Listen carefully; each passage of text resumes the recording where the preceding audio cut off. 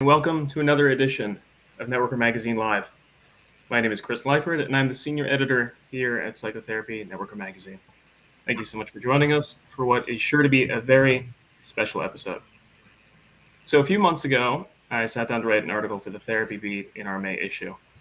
Rediscovering play, are you and your clients having fun?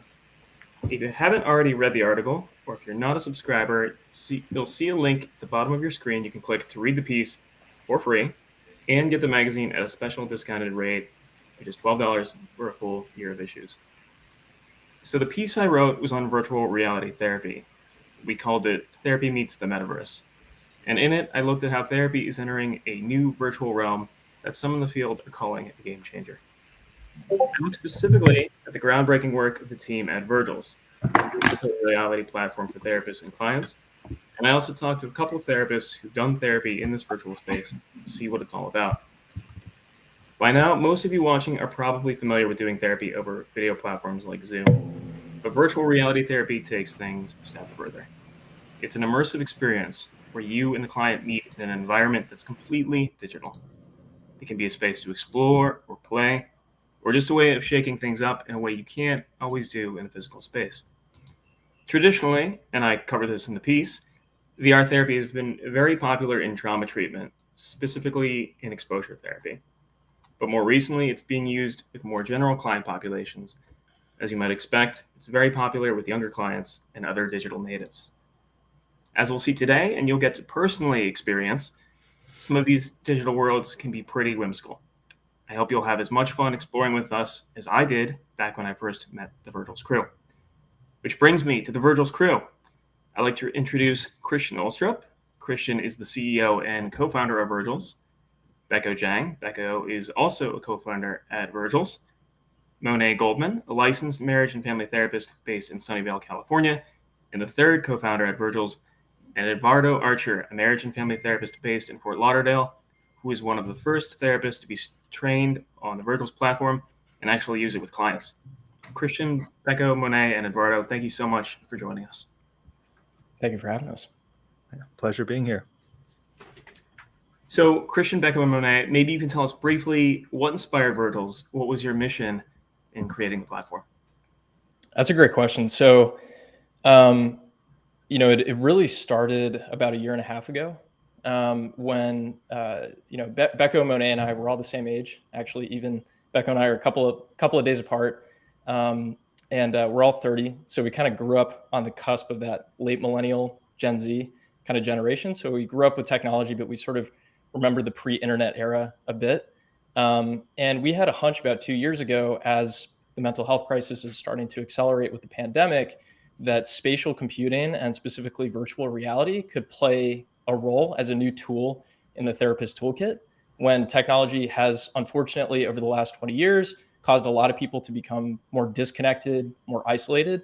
We realized, we had an intuition and we ran some experiments around this, but that virtual reality in particular could be used as a medium for healing and connection. And so we ran with that, started getting out there, meeting therapists, and that's how it started. Great. And Eduardo, can you tell us a little bit about your experience with Virgils? What was it like for you taking therapy into this virtual space?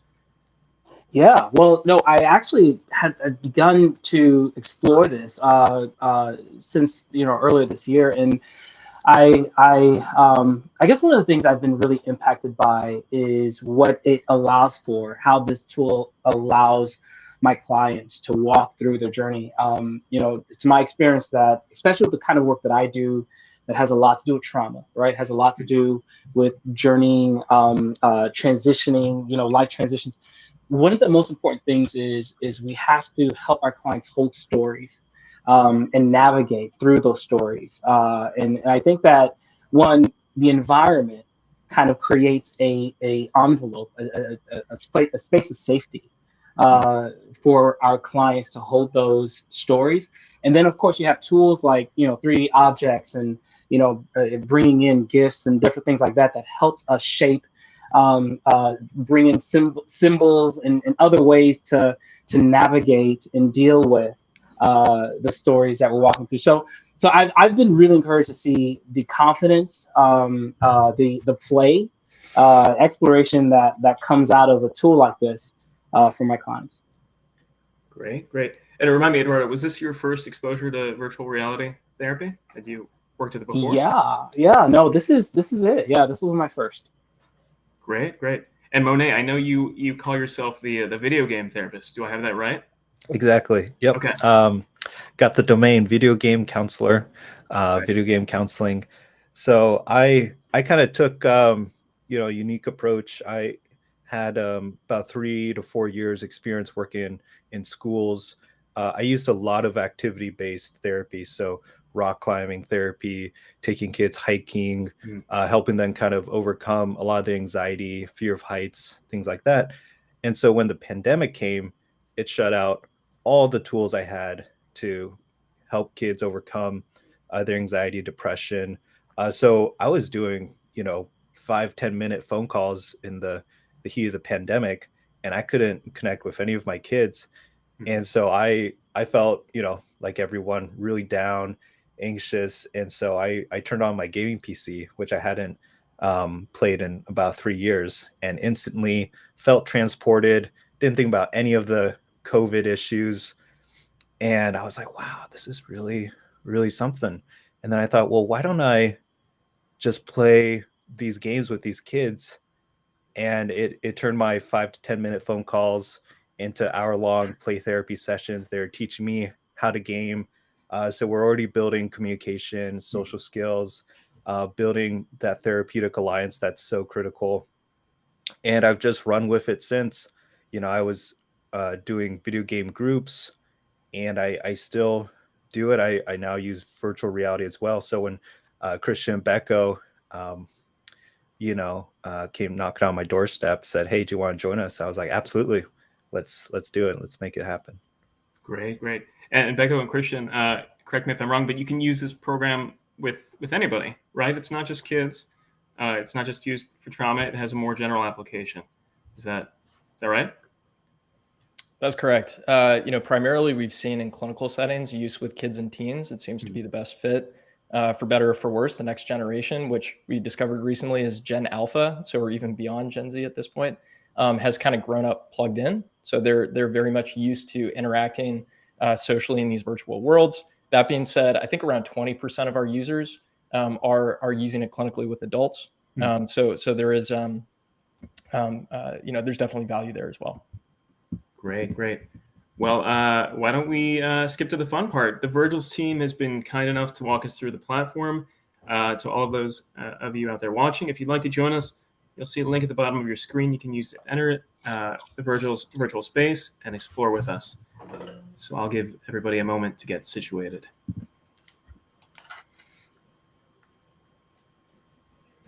All right. Becca, you want to explain how it's multi-device? Sure thing. Okay, so what I'll do is I'll go ahead and share my screen here. I hope everyone can see it via live stream. All right. So this is the room that a lot of therapists that are in the Virgils community already are familiar with. And I think Eduardo, you're familiar with this room as well. But yeah, this is the room that a lot of therapists join, and we have a bunch of other rooms that we can share as well. A nice thing about what we offer is that it is accessible to all devices. So it is device agnostic, meaning that if you have a headset, just like Christian, let's see this guy over here, Christian. See his hands moving inside the VR space. He's also, you can see on the live stream itself, his camera, he's wearing that VR headset from Oculus. But me, I'm just joining on my computer, so you can do both. And so a lot of times, therapists will use it with a client. If a client has a VR headset, you can obviously have them join in VR. If not, you can just jump on the space on your computer. Great. And to clarify, if you don't need an Oculus headset, you don't need the paddles in order to navigate. Now I'm using a laptop, a notebook. I'm using the WASD and WASD keys to navigate. I assume that's universal. All of those out there watching can move about the space using those keys and their mouse, correct? Yeah, exactly. Okay. That's right. Yeah, it's what you're looking at is first-person perspective into the quote-unquote metaverse. So, I'm seeing you, Chris, and then you're seeing me on the other side. We are looking through our eyes in the avatar if you are logging into the laptop.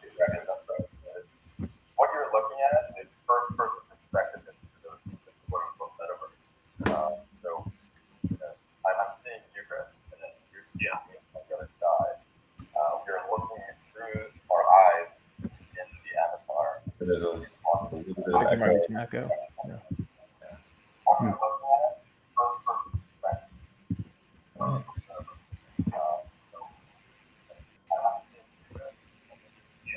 So maybe, let's see, is Eddie still on the call? Yep. Eduardo, are you with us? Yes, I'm still in the room. Well, great, yes. Great. Okay. So I think we're all here. Is Monet with us as well, or did we? I believe we might have lost Monet. While he jumps back on, what's really interesting about this, and I talk about this in the piece, is these aren't humanoid avatars. They're polyhedrons. They're sort of whimsical shapes and colors. Eduardo, you and Monet has talked about this as well. There's something special about not being a humanoid avatar, not having a digital representation of your real self in the room. What does that do as far as breaking down barriers and alleviating anxiety? Maybe we could talk about that. Sure. I think it really adds to something that happens naturally in a dynamic of being online, which is anonymity, right? So if you add that and bring it into a therapy room, what it actually looks like, and this has been my experience, it looks like confidence.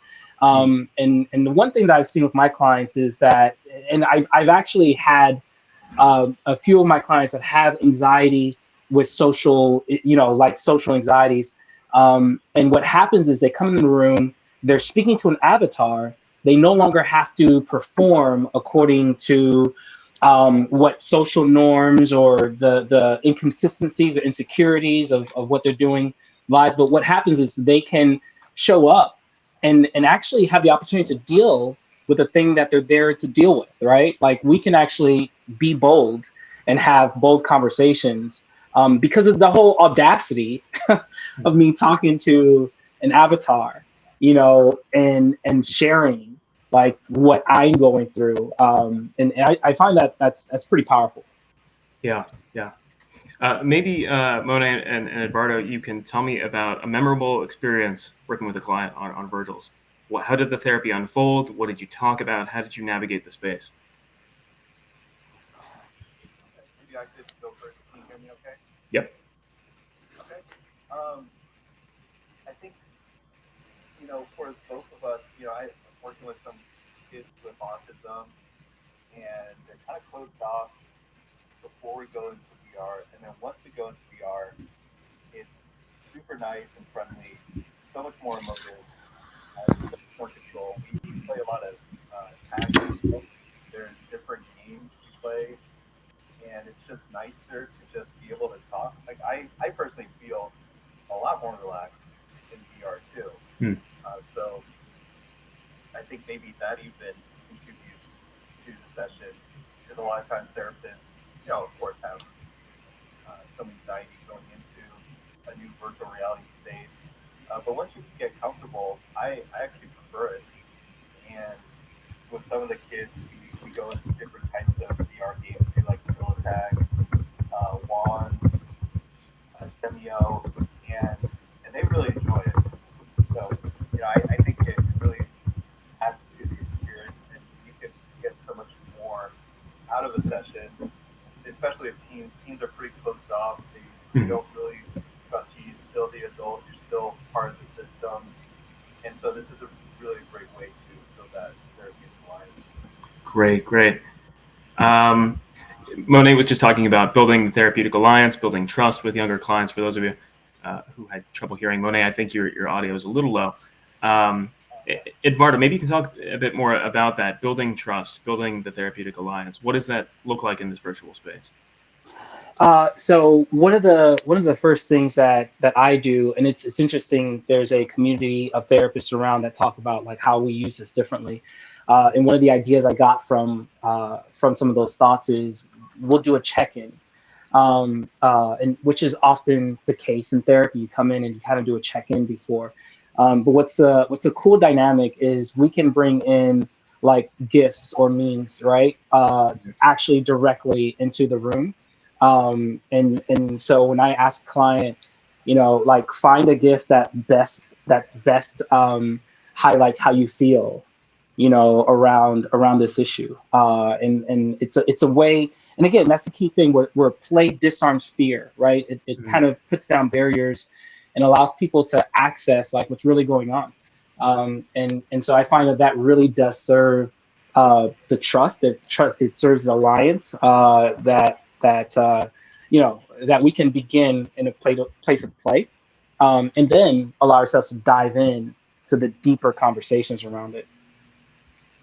Love it. Well, I think we're going to jump into another room in a moment, another digital environment rather, Cyber Cave. So those of you out there watching, if you'd like to join us, we're seeing a screen share of Cyber Cave. Maybe Christian and Becco and Monet, you can talk a little bit about what went into creating these virtual worlds. What was the thought process behind it? How is this clinically informed? That's a great question. Becco, you want to take that one? Yeah, sure.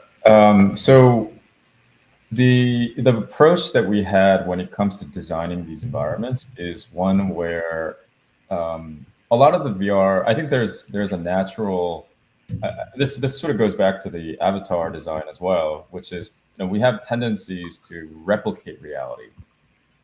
And the easy temptation is to replicate the room that we were just in, for example. It's a nice room, but it's real, right? It's just it's a nice, real looking thing.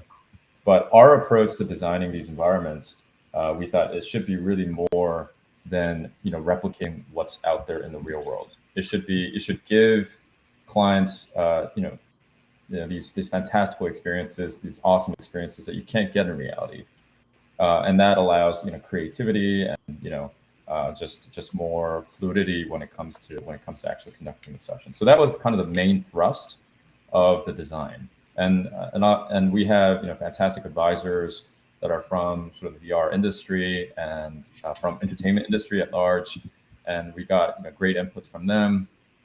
And so for example, one of the things that you mentioned, Chris, which is the avatar. When this is when I first experienced this, and I think Christian will also agree with me. When we first started, we did create humanoid avatars. We did create humanoid avatars, and they had genders, they had age, all these things that we take that is reality. We did that, and what we realized is that the subconscious kicks in when we interact with people of different color and different sort of gender and age. All those things kick in when you interact with them, and so just removing some of those things and only extracting the essence of humanity through the avatar. That was a key kind of decision that we made early on. Can I piggyback on that just a little bit? I think this is an important point because it was sort of a major insight for us early on. And I saw some questions about this in terms of fears about people getting, stuck in like the virtual world. Our tagline is, let's get back to reality through virtual reality. And we think this is a really important point. Like there's, I think, kind of a missing stepping stone that we feel like virtual reality and these spatial experiences can serve as a tool to help clients who don't feel comfortable in those other media, whether it's teletherapy, whether it's, it's reality itself. Somebody feels maybe physically unsafe to go somewhere. This can be that first stepping stone that helps them start making it back to reality. So we're fans of reality.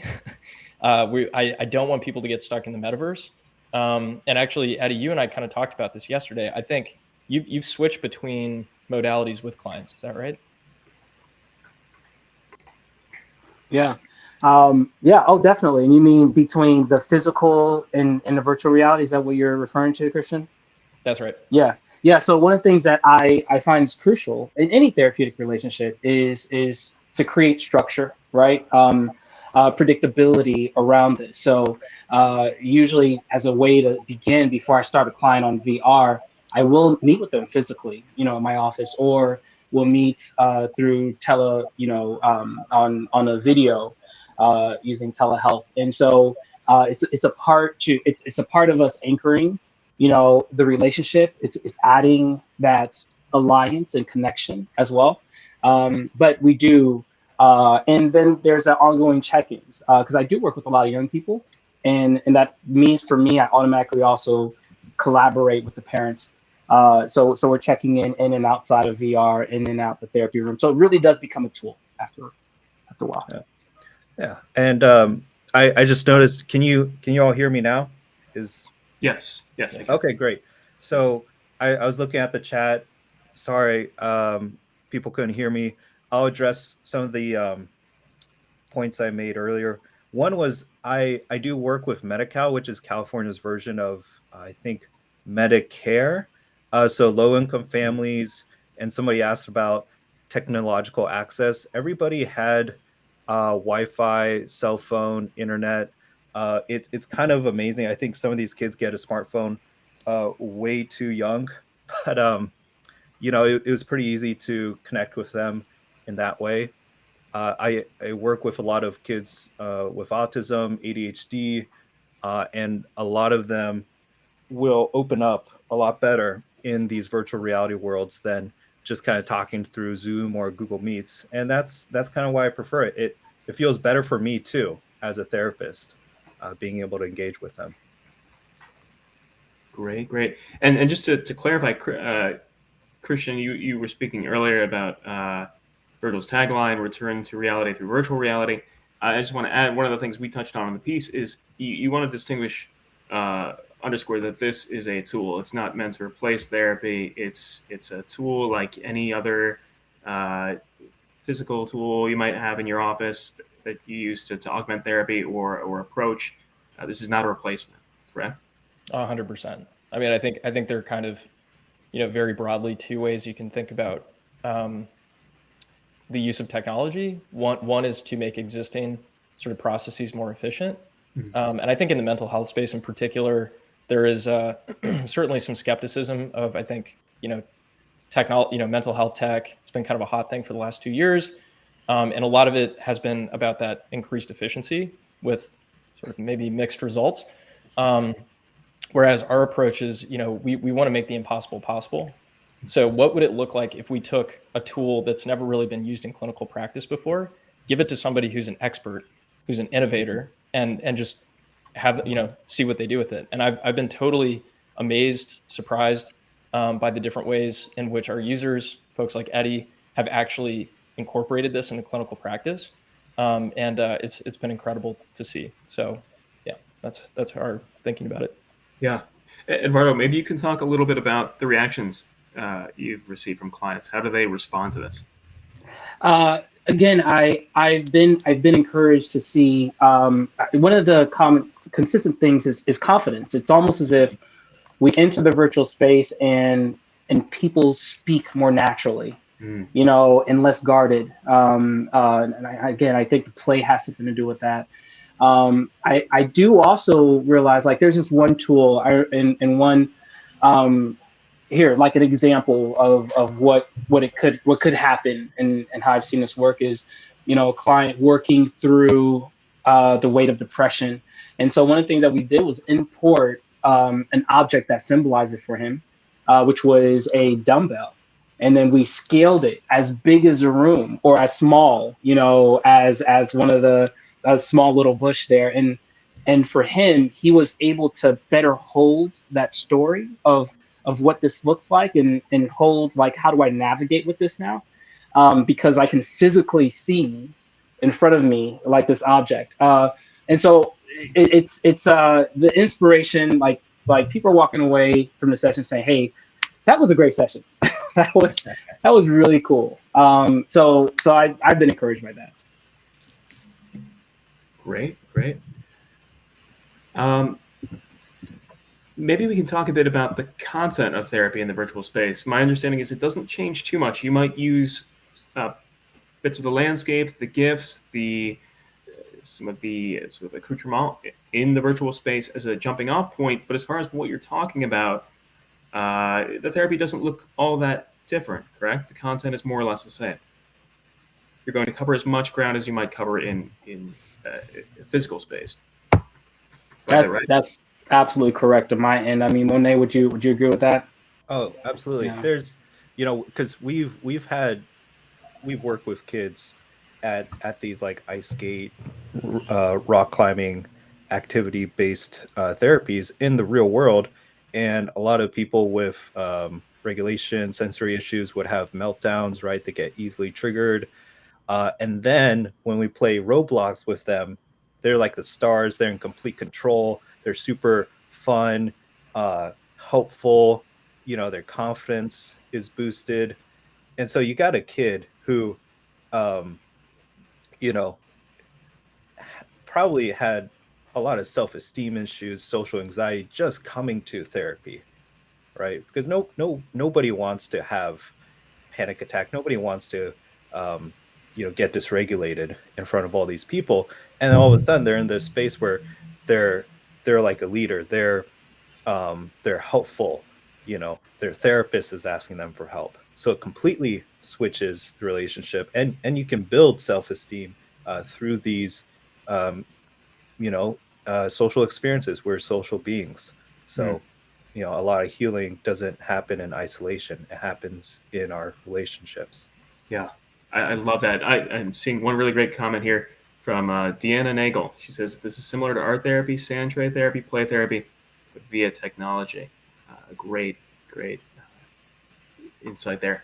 We just have a few minutes left. I want to get final thoughts from all of you. What do you really want therapists watching this, joining us today, to know about VR therapy? I think I was skeptical until I flew out to Philadelphia and put on the Oculus myself with Christian Becco. I saw it as the graphics aren't as good, doesn't look that fun, and then bam, I was fishing with these guys, and I was like, wow, this is so amazing. Like, it's a core memory now. Like, I enjoyed that. I felt bonded, and I wouldn't have experienced that if I hadn't put it on myself. So it really is impactful. It's definitely worth just trying on, because I was a skeptic myself.